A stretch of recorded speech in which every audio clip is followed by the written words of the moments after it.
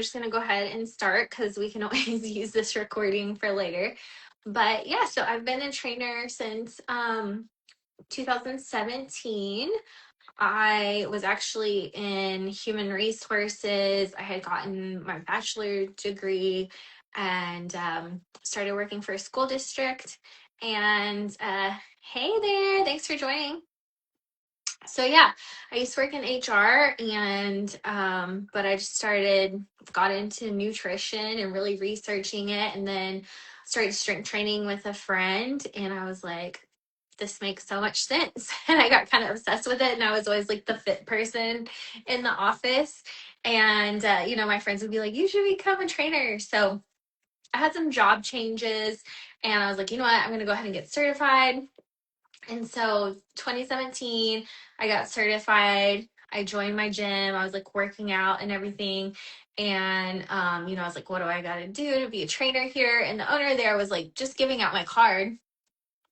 And I was like, okay, we'll see where this goes. So I was like personal training clients at the gym right before work, on my lunch break, after lunch or after work. And eventually it just became too much. And I was like, I'm going to quit my full-time job with benefits and I'm going to work on personal training full time. And so that was really scary, but I knew it was like what I wanted to do. Um, and then from there, like over the years, I got this fitness app and I would kind of have my clients do a hybrid thing. And I really found that my clients had better results when they were, were also doing the right things outside of our sessions. Because you can show up and train with a trainer, a couple times a week, but it's really what you're doing outside of those sessions that matter. And then, I had some clients move away and they still wanted to train with me. So they started using my app. And really in this last year is when I've made that push to do my coaching online and really expand through social media and everything. So hey, Caroline, thanks for joining. So yeah, if y'all have any questions for me, like I said, I'm just kind of talking about my history and how I got into coaching through personal training and all of that. But there's definitely been times over the years that I've been like, oh, I got to go back to, a regular job, full-time job. Working for yourself can be really hard. And, but I knew I loved it. So I just kept pushing through. And, I always knew too, like I wanted to do like the online coaching thing and not just in-person personal training. Thank you so much. It's Sylvia, right? I just want to make sure because now I'm looking at your profile name. I'm like, that's her name, right? Anyways, thank you so much. Um, and I like in the past, I like tried to figure out how to do like the online content well, and just really felt like I never got traction. But December a year ago, like in 20 December 24. Okay, good. um, I was like, I'm gonna just post every day and just see what happens. And I started getting a little bit of traction, right? But it was honestly more people in person that were like, oh my gosh, I see your post. You're like doing so good. And I was like, okay, so even if people aren't commenting, like they're seeing it, they just don't understand, I guess, like how much interacting helps. And then in May, I heard a mentorship just to help me like expand my offer and expand my reach and help more people basically, and like how to help more people like in a better way, right? So I needed, not just my online app to help people, but really how could I make it more high touch when it's online, right? Because I've given someone just like a workout plan before or like a nutrition guide before, but sometimes that online can feel like you're missing that very personal piece. And so I got some help on how to make it more personal and everything that I could offer to my clients through online coaching. And so that's just been a game changer for me. And I don't even know how many clients I have right now. I know it's over 20, and I still meet with clients in person too. I haven't completely given that up. I don't know that I ever will. Uh, thank you so much, Sylvia. But because meaning I think I have to get out of my house a little bit personally. I've always wanted to work from home, but then you realize like you kind of go a little bit stir crazy too. And yeah, you can go to the gym and work out or whatever. But having that personal connection is really important. And so I like going to the gym for that reason. Hey, Kara, thanks for joining. She goes to my gym. We were just talking about being at the gym versus being an online coach. So but yeah, I am more and more finding ways to connect with my online clients because we do calls once a month right now. I'd love to increase that to more times, but everybody's so busy. Everybody has a crazy schedule. So I do every third Wednesday of the month, I meet online with my clients over Zoom, and I just let them ask me questions, and we celebrate their wins for the week or the month or whatever. And then sometimes I'll do a little bit of education. Like this last month we did education around gut health. And so I try to give my clients as much as possible without overwhelming them, because it really is about those small shifts in the beginning. But I believe as you're going through your fitness journey, it's just good to have more and more education, right? That's kind of what I've done. I've learned as I've gone, right? And some things you kind of put on the back burner for a bit, and some things you focus on for a bit. And I think that's okay too. And then really trying to also incorporate the mindset piece. And I think that's really what these lives have done for us. I've met, and that's the other thing too, I was going to say, and just really making connections online too through Instagram, really taking the time to get to know people and not just view them as a potential client. And in that, I've met Sybil, who now we've been doing these lives together. Like I said, she might be in a tornado warning. Hopefully she's okay and safe and everything. So she couldn't join tonight. Plus she, her kid is younger. But with these lives, we're hoping to incorporate more mindset. And then too, if people can't make the lives, we can take the recordings and take out the good nuggets of really good mindset stuff. Because sometimes I know we can kind of, I don't know, it can kind of drag on because you can't speed us up, and we're so used to speeding up videos now. Or we might go, kind of on a tangent or whatever. So I like to get those good nuggets from our lives and post those. Last week we didn't realize we were muted because we could hear each other and only one person said something. And I thought, well, if that's true, somebody else will say something. So I don't have a recording from last week, so I didn't get to post it. But hey, Kristen, thanks for joining. If y'all don't follow Kristen, you should. She has lots of great content too, very positive and uplifting as well. Changing Maples. So, oh hey, we've got somebody new joining. Thank you so much for joining. Oh, is that Liza? And then you guys say hey. Let me know who you are, because I can't remember everybody's names with your handles just yet. So I'm sorry.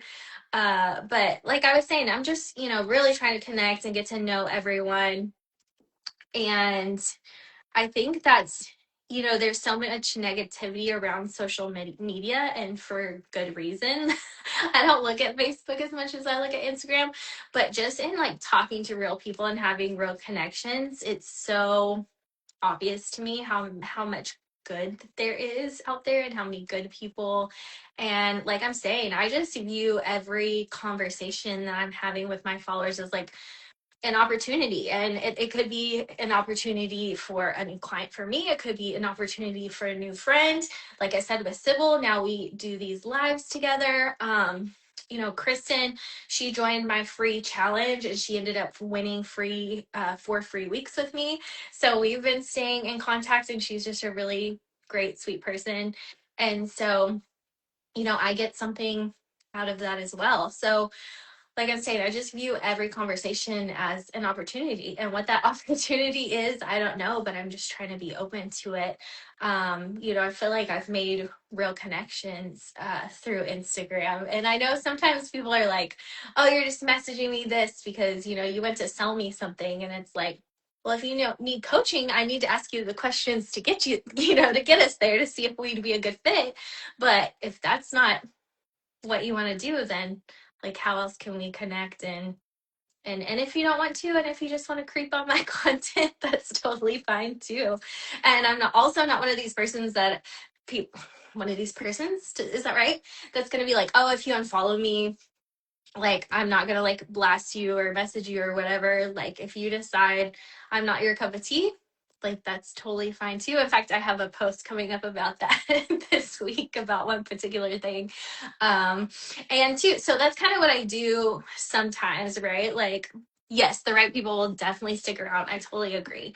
And and some people are slower to warm up than others. Like some people I know they've like watched my content for months and then all of a sudden they're like they'll like message me and we'll start having a conversation, and that's why I try to share different parts of my life too. Like, I'll make posts about my cats or my plants or music and connection and just all the, all the things.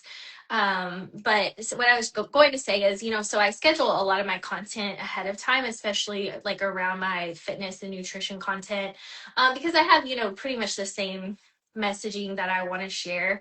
But then if I have something just come to me, then I'll end up shooting something extra during the week and pop it in there. And that's how I end up having multiple posts per day most of the time, because I already have a week out and then just kind of add as I go. So sometimes I like the funny content, sometimes I'm not feeling as creative, and then sometimes I'm like really creative, and so I just try to do as much as possible, or write as much notes. Of course, my best ideas always come to me like as I'm falling asleep, and I am like, I'm not gonna get up and write it down. Maybe I'll remember tomorrow. And usually it comes back to me. So but I think for the most part, like I was saying, it's so important, like what people do outside of the gym. So yes, like I'm a certified personal trainer. I was also certified as a fitness nutrition specialist when I first got certified. And then I've picked up other certifications along the way. One, because that's how you have to keep your certification. You have to have so many continuing education credits.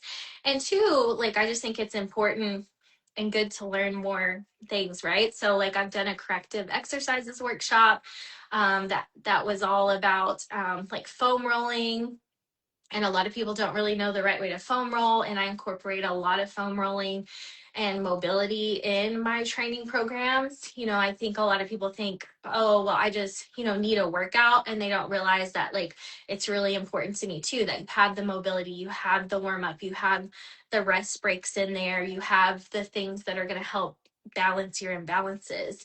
And a lot of people just don't think about that. They think that a trainer just like writes them a workout program, right? And you're just going to lift weights. But I have so many things that I think about when I'm writing a workout program. So there's a lot to go into it. And then like I'm saying, outside of the gym, it really comes down to nutrition, and nutrition is health, and nutrition can help reduce so many chronic illness symptoms. And I've seen it with my own eyes. If you've watched any of my stuff or been a part of any of my challenges, my client Paige has autoimmune, and like her doctors were like, what are you doing, what are you taking? And she's like, I've just been eating what my trainer told me, and I've been strength training. And they just couldn't believe it. And I've had clients that were pre-diabetic that came that are no longer pre-diabetic, whose blood work completely changed.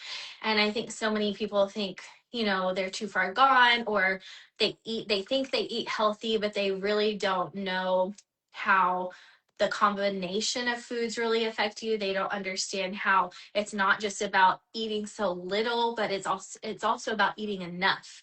And to be honest with you, most women my age, 41, I'm 41, some women are younger, some women are older, that is that's just such a common thing. It's like, yeah, we may be eating too much at a certain point, and that's what's making us gain weight, but there's something that you're not eating enough of. And it's almost everyone, and even me, right? Because I'll get lazy and I'm not getting certain minerals or micronutrients that I need.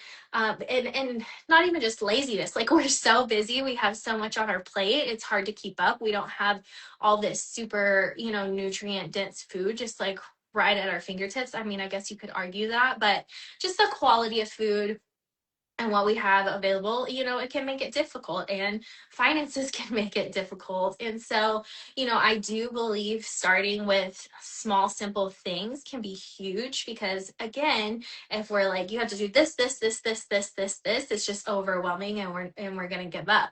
But if you can start with the basics, and I really do mean basic nutrition that most of us did not learn, so many things can improve. And that's why I got into nutrition and ended up becoming a trainer. So in 2011, so I had my son young. I was only 19.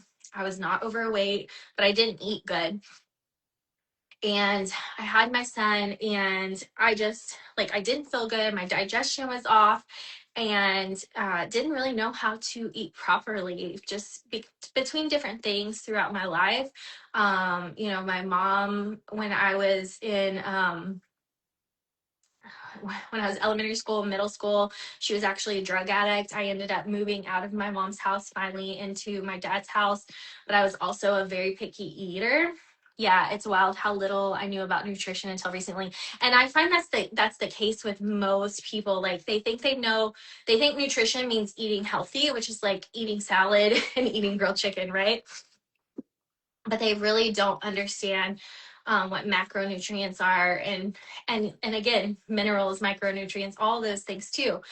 But yeah, so like, I was such a picky eater. I didn't always have access to food growing up. And so I would like go without eating. And then, on the weekends, I would visit my dad. And so I would just like eat so much pizza or so much bread or whatever.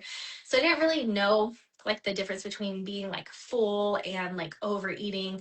And so, like I'm saying, when I had my son, I was young, I wasn't overweight, but then I had him and just started like making food and eating, and so I did start to gain weight, and I had digestion issues. And in 2011, I came across some like nutrition protein shakes, right?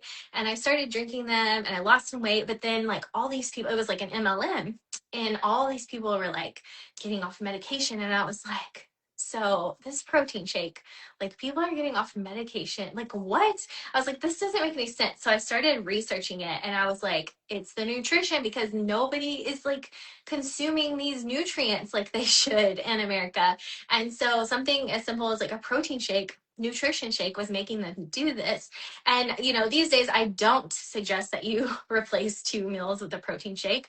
But again, we've had so many of these fad diets come along just because we've had to dumb it down and make it simple for people, because we do not understand nutrition. Just like when a doctor tells someone, oh, you should just cut out gluten, you should just stop eating bread, even if the person doesn't have celiac, because it's easier than being like, okay, we need to see what ingredients are in the breads we're eating and pay attention to our body and da da da da da. So instead, same thing with like PCOS. Oh, just don't eat carbs. Same thing with being pre-diabetic. Oh, just don't eat carbs, because that's easier than teaching someone to like pair it with a protein and a fat, so that their body doesn't have like the insulin spikes, and or like eat it around your workout so your body does better with the insulin. And instead, again, because the doctor's not going to follow you around and follow you up, they're just going to be like, oh, just don't eat bread, and that's going to fix all your problems. And again, a lot of us, like, we don't have the passion for it, or we don't have the time to learn all of it. But again, we can bring it down to the basics and improve a lot. And I truly believe that. And so as I just learned, I became obsessed with it, because I was like, this makes sense. And now I feel better. And now I'm losing weight. And now I'm building muscle. And then, I didn't grow up in athletics. I didn't grow up weight training. The gym intimidated me. I was like just doing machines and things. Every once in a while I'd go in the weight room. But I started working out with a friend that grew up in athletics. And again, it was like, click, like, lifting weights. This makes so much sense. And at the time I was doing a lot of like HIIT workouts too. And I mean, that worked for a while. But again, once I understood like how important strength training and nutrition was, I was just super hooked. And so, like I said, I was like the fit girl at the office that everybody was like asking me for advice. And, I was always talking about protein and how much protein were in things, and everybody was tracking. And they were like, oh my God, now I sound like you. Because they come be like, this has 20 grams of protein. Oh my God, I sound like you. And so, like I'm saying, I had like a job shift, and I was like, and so I had Fridays off during the summer. I was like, I'm going to get certified as a personal trainer. And it just sort of like, yes, I learned things I didn't know, but it also just reinforced things that I did already know and had learned. And same thing, like anytime I do my continuing education credits, it just like reinforces what I know. And then anytime it clicks for a client, again, I'm like, see, like I know what I'm talking about. It's basic nutrition. It can literally like change your life. And it's just so sad because so many women think that just means like eating as little as possible, eating a couple of eggs for breakfast and or not eating breakfast, and then eating lettuce and grilled chicken for lunch, and telling me when they're eating croutons, and I'm like, I don't care, eat the croutons. So or I've had a lot of women like, they'll say, well, I logged this and I know that's bad, and I'm like, I'm not going to tell you any food is bad. Yes, certain processed foods and like high sugar things are going to affect us differently, but overall, just I've had women tell me, oh, or so many women think peanut butter is just horrible for you. And I'm like, if you just eat a teaspoon of it, it's really not. And for some reason they think it's loaded with sugar. What's loaded with sugar is Nutella. And that's been somehow marketed as healthy because it's like basic ingredients. Yeah, it's a shit ton of sugar and a nut butter. And it has like the highest sugar out of like all the nut butters, including peanut butter. So if you didn't know that, there you go. But I would love to answer any questions that anybody has. If you have anything you just want to know, but I'm so grateful for y'all to stick around. Sometimes I feel like I'm saying with Sybil, sometimes we kind of just ramble, and I always want it to be I don't know, just beneficial for you guys. And normally, again, I kind of stick more towards mindset. But today, because I've had so many new followers, just kind of reintroducing myself. So I am in Texas. I am near the Tyler area. I grew up in Dallas. Actually grew up in Garland. So still very familiar with the Dallas area. I have family in Austin. I have family in Houston. So yeah, been a Texas girl my whole life. And it was very hot and muggy today. I think it was 90 and felt like 97 because we have all the storms coming. So super muggy. Like I was talking about my hair in spring in Texas, especially where I live specifically. When I go to Austin or Houston, I swear my hair is so much better when I wear it curly. Do I eat at a certain time and in time? Nope. I do not do intermittent fasting. Hey, Anne, thanks for joining. So intermittent fasting to me is so you eat between 8 and 8:30, like 8 a.m. to 8:30 p.m. I mean, that's fine. To like they Intermittent fasting honestly is more of just a way to get people to eat fewer calories in a certain period of time. What I find is that when you, especially if you have a really strict intermittent fasting, it like you have a harder time getting your protein in. So for me, it's never been worth it. Uh, Again, when we have such consistency of women who just don't get enough of one or more of their macronutrients, it's just not helpful in my opinion. And people worry about eating at night. Well, actually, like if we're talking about circadian, is that how you say it, rhythm, like and like winding your body down, it actually for some people, especially like with adrenal fatigue, cortisol, it's good to have shift some of your carbs more in the evenings to kind of help your body know that it's safe and like calm your nervous system and sleep. Your body burns calories while you're sleeping. Like I think some studies even say like, hey, Amber, thanks for joining. It's so good to see you too. But yeah, I mean, like your body burns calories while you're eating. Like some studies say, like more than sitting at a desk, because that's when your body is like repairing and recovering. Of course, the type of sleep, how deep you're sleeping, is gonna matter as to whether it's able to like utilize that and recover and everything. But I used to eat a big bowl of oatmeal before bed every night at like 8:30 p.m. and I was fine. And right now, because my husband works out late, we like eat pretty late too anyways. So yeah. No, there's really nothing about intermittent fasting that causes more fat burn. Like if there is, it's like a very small percentage. And again, you could do multiple things like to increase your metabolism that can stack up, but most of those little tricks and things are only like small percentage. Yeah, and like ate it because it's hungry. What? Now I'm confused. What are you saying? But there's a difference. Like, am I just like bored and snacking, or am I like eating at night because I have not consumed enough macro of calories, a certain macronutrient throughout the day? That's again what I see with most women. They're snacking at night because they haven't eaten enough throughout the day. And then it's like we have this mindset of like nighttime snacking and we just like grab things versus like maybe I should go make myself a bowl of oatmeal and just satisfy this hunger and go to bed or before I go to bed, and then go to bed feeling good and satisfied, right? Instead of like thinking about food and then, oh my gosh, like I ate all these different things, I shouldn't have done that. Like just eat and then go to bed. Like you'll be fine.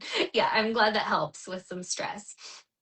And yeah, and too, like if you are in a deficit, you are going to be a little hungry. So there's certain times in your life where like being in a deficit is going to happen and you're going to be a little hungry. I've gone through that where like, okay, I'm going to drink some herbal tea at night. I know this level of hunger is normal for a calorie deficit. Now you don't want to be just like starving, but there is a certain level of hunger that's going to be normal. So drinking things like herbal tea before bed can help.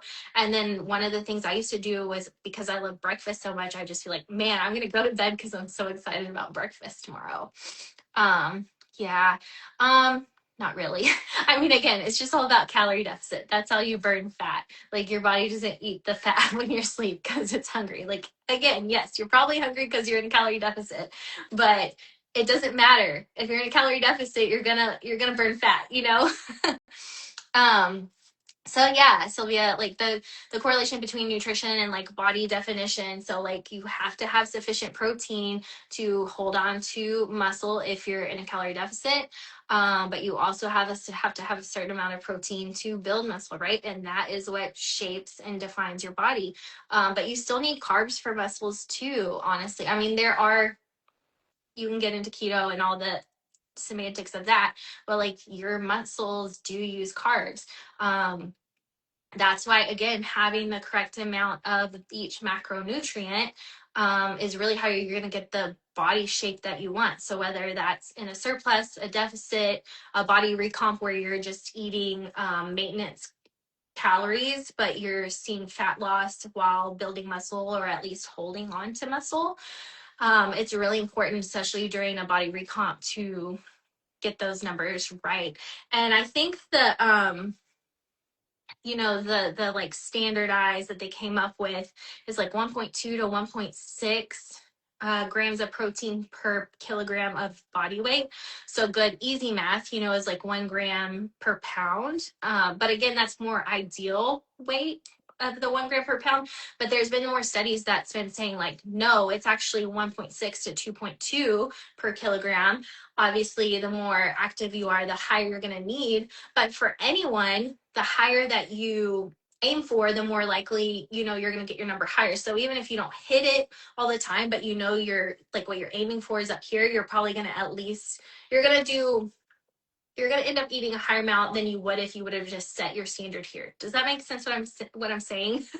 So like if you make your goal even higher than it needs to be, then at least sometimes you can get a little bit closer to it, because protein is not one of those things you can like make up for the next day. Like you have to eat it consistently every day.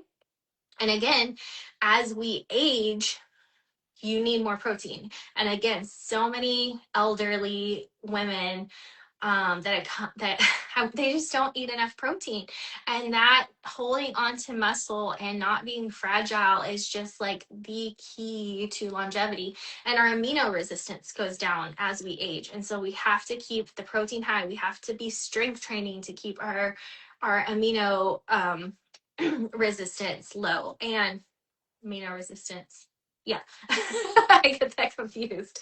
um yeah, I kind of went off on my thoughts there.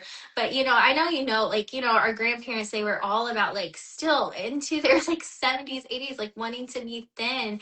And it's like one thing happens and they just do this, where like their health just like drops. Like, we want to think of aging as like slow decline, but what happens is, if you're not like healthy as strong as you can be, you can't eat for a week, you don't, just slowly continue down, like you have a major dip. And so it's like, yeah, it's great to look great. And like, I'm 41, I want to look hot and all those things. But I also want to think about the longevity and building and holding on to muscle. So that's where, yeah, those tweaks and macros. And I'm not saying you should track every day for the rest of your life. I'm not tracking right now. I'm probably going to start tracking again here soon. But I also have spent a lot of years tracking, and I know when I'm hitting my marks. I know when I'm getting enough protein. I know when I'm getting enough fats. I know when I'm getting enough carbs. I know how my body feels. And also, just eat and can tell. And I know, yeah, a lot of people say their challenge is tracking. It really gets easier as you do it. A lot of these apps, like the app that I use with my clients, like, for the most part, you're eating pretty consistently, right? So once you've put it in there, like, it learns what you like to eat, and then all you have to do is add it. Yeah, I'll have to think. I'll have to do like a mini course or something about. But I would just say, making it easier, like, is one, your apps are gonna learn you, and that makes it easier because you're gonna pretty much be eating the same things all the time for the most part. Like, you want to change it up, but two, planning ahead is also always gonna be like your biggest difference. So instead of just like eating and tracking as you go, being like, okay, this week, maybe not plan every single meal out, but like, I have a client, she's 65. She rocked tracking her macros, and she was having to eat 170 grams of protein a day because she's tall. And she learned really quickly and did an awesome job. And she had always said she could never figure it out before, but with me, like, I told her what to do and she did it. And what she would do is she would like plan her dinners ahead of time and put it in the app, and then she would build the rest of her day around that. And because then she would say, okay, so these are my macros for the rest of the day, so what can I eat for the rest of the day? The other thing is always focus on protein first and then fill in your macros with the rest of that. If you're someone that uses like AI, chat GPT, say you have a certain amount of macros left in your day, you're trying to fill in whichever snack to fit those macros, ask chat GPT, these are my macros left for the day, these are the foods that I have, what can I eat? But again, the more you pop it in and actually pay attention and say like, okay, these are the foods I ate today, what are the macros of these foods, you start to just learn. And then you get to that place where you don't have to track all the time, because you really learn. I can look at a piece of food and be like, that's 30 grams of protein. Like, that's like nothing to me. Super easy. And I mean, is it annoying? Yeah, but it takes 2 minutes. Like, pop it in your app. It's literally 2 minutes. Oh yeah, you have to weigh something. Again, I have my scale like right there, scale it, put it in whatever I'm gonna eat and eat it. Like, yeah, it's a couple extra minutes, but do you want to get to your goals? Like, and again, I want to reiterate that we're using tracking as a method to eat enough food. It's not to restrict, because again, most women are not eating enough of something. Hey friend, I'm good. How are you? Thanks for being here. You're always supporting me. I really appreciate that. Um, so that's why I'm so big on tracking. I get like, for everyone, it may not always make sense. But again, if we can shift it, and good, I'm glad you're good.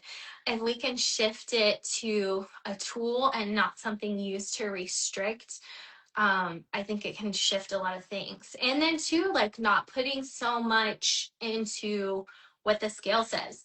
People say, oh, I throw away the scale. And again, that's fine if you want to go by pictures, the way that you look, but you really, calculating your macros, yes, I have a formula for it, but it's still a guesstimate. We still have to see how you're doing. And it also depends, like, how closely are you tracking? Are you weighing everything in grams? Are you tracking everything you put in your mouth, everything that you cook with oil? Maybe, maybe not. But then we kind of learn, well, where do your numbers land in the way that you track? And then we go from there. So I hope that makes sense. Because I've always been more of like a guesstimate tracker. After I fast and lose weight, I will gain the weight back with muscle like Hulk and be a bodybuilder. Well, you've been making some really good progress. So I think you're on a good track. Um, so I kind of lost my train of thought there. so uh but yeah, like as far using the scale as a tool too and not letting it control you. Honestly, I sometimes, yeah, exactly. And so that's what I was going to say with the menstrual cycles and things. The thing is if you weigh, you have to know that it's going to fluctuate, and that is not fat gain. And that's honestly like why I almost prefer my clients weighing every single day, because then you can take an average over the week versus if you are weighing once a week, then it is going to fluctuate. Sometimes 7 pounds, but you're not going to gain 7 pounds of fat in a week. It's, water retention. It's how much carbs you ate that week. It's how you slept, what your stress is, where you are in your menstrual cycle. So sometimes if someone is okay, mental health wise, sometimes weighing every single day is actually better, because then we can take an average and get a better picture of what their progress is. My people that only want to weigh once a week, I'm like, okay, but just know, like, the scale is not the end all be all. It's going to fluctuate. Um, but again, it's a great tool to kind of see where we're going. I love pictures even more, because pictures, like, sometimes my clients just don't even notice the changes until they put their pictures side by side, and they're like, oh my gosh, I didn't even see it. Um, Measurements can be tricky, because I find I must not measure correctly, because they can be all over the place each week.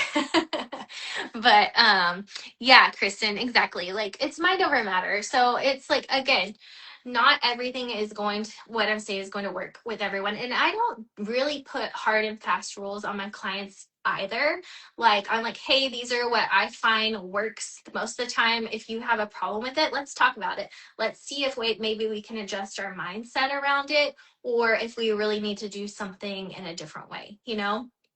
But I'm so glad that you don't let the scale upset you anymore, Kristen. Like, I think that's so important. Um, it's gonna fluctuate, and we are actually having a conversation in one of the fitness groups I'm in, because I swear every day somebody asks about creatine, and I swear every day somebody's boyfriend tells them that women don't need creatine, and I'm just like, creatine is one of the most scientifically backed supplements. There are so many benefits. If you, well, I bloated, well, I gained weight. Well, again, you didn't gain fat. Your muscles held onto more water, and it made the scale show higher, but you did not gain weight, right? So you have to drink enough water. And a lot of people are like, well, I just don't drink enough water for that. Then you need to be drinking more water. Like, the end. Creatine is so awesome for muscle recovery, and now there's more studies that just show the cognitive benefits.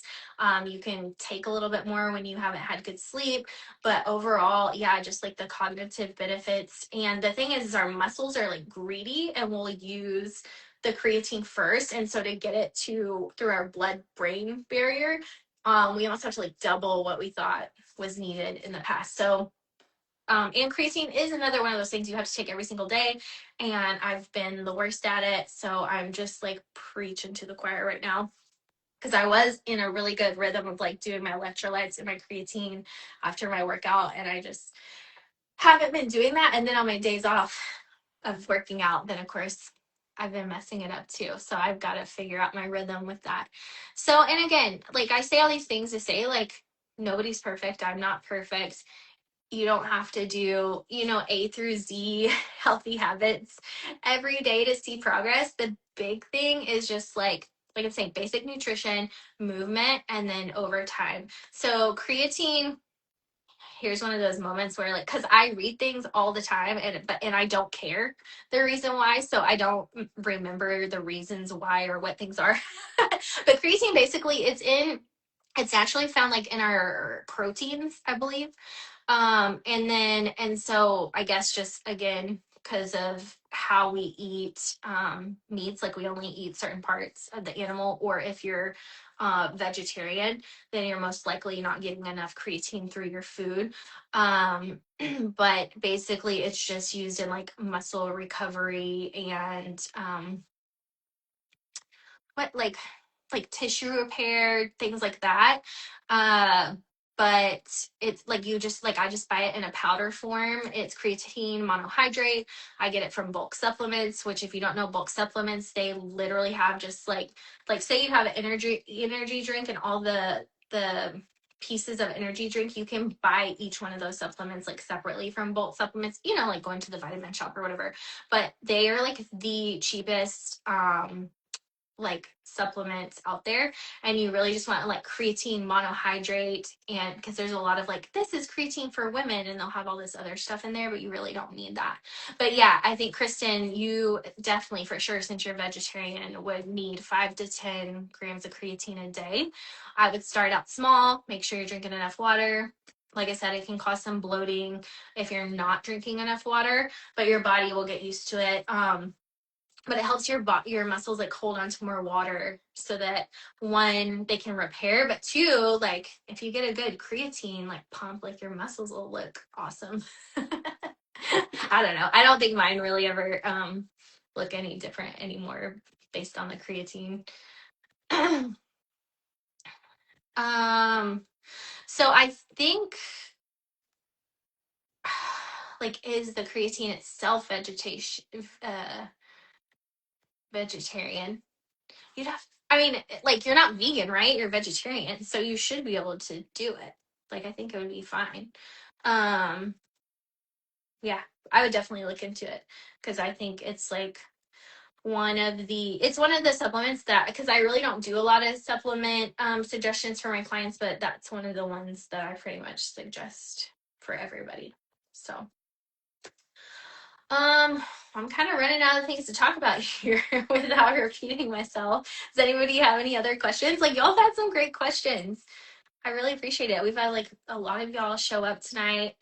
Hey, thanks for joining. Sorry you kind of missed most of it. I do this every Monday at 8:15 p.m. Central Time. Sybil is usually with me, but they had some weather, plus she has a young kid, so she's just not on tonight. And we usually talk about a lot of mindset stuff, but today we've just been talking about nutrition and answering some questions. So if anybody has any other questions, I'm only going to stay on for a few more minutes. So Mondays are like my day that I like mostly work at home. I only work on like my online clients, but Tuesdays are like my full day at the gym. So Tuesdays I start seeing clients at like 9 o'clock in the morning, pretty much see them until 2 o'clock in the afternoon. And then I used to work a lot at my gym, like in the office and stuff. And now I just close on Tuesdays just to help the owner out, so he doesn't have to be there till close every single day. But now it's like my online business and all my clients, I have to spend a lot more time at home now. So Wednesdays I stay at home, and then Thursdays I have a couple of clients, but I don't stay at the gym all day. And then, girls got to get her nails done, hair done, all that. Yeah, you're welcome, Kristen. Thanks for being here. I really appreciate you and have really enjoyed getting to know you. Like I'm saying, if y'all don't know her, Changing Maples, y'all should go follow her. She's great content. She's a gardener, positive vibes. So really good piece to know. Hey, Kim, we were kind of just wrapping up here tonight. Unless you have any questions. We were just talking about creatine, actually. So everybody should be on creatine. You're welcome. Thank you, Sylvia. Thanks for being here. I really appreciate you. Feel free to message me anytime. Would love to chat. So I'm gonna just wait a couple more minutes, see if anybody has any more questions, and then I'm gonna sign off for the night. Bye. I will see you next time. Gregory, right? I'm always so scared I'm gonna say the wrong name. I'm so sorry. It's because it doesn't have it in your handle, and so then I'm always worried I'm gonna say the wrong name. You too. Have a great night. I really appreciate y'all so much. And I have my blanket because I was cold. Okay, good. Yes, I was like, it's Gregory. Awesome. I have such name fear. I'm always, even like people I've known, like I'm always so scared to say their name because I'm so scared I'm gonna say it wrong, even if I like know what it is. It's so silly. I've got to get over that and just start using people's names, I guess. And if I messed up, but I did that recently. Actually, I was like, I know this person's name, and then it was wrong. So, all right. Good night, guys.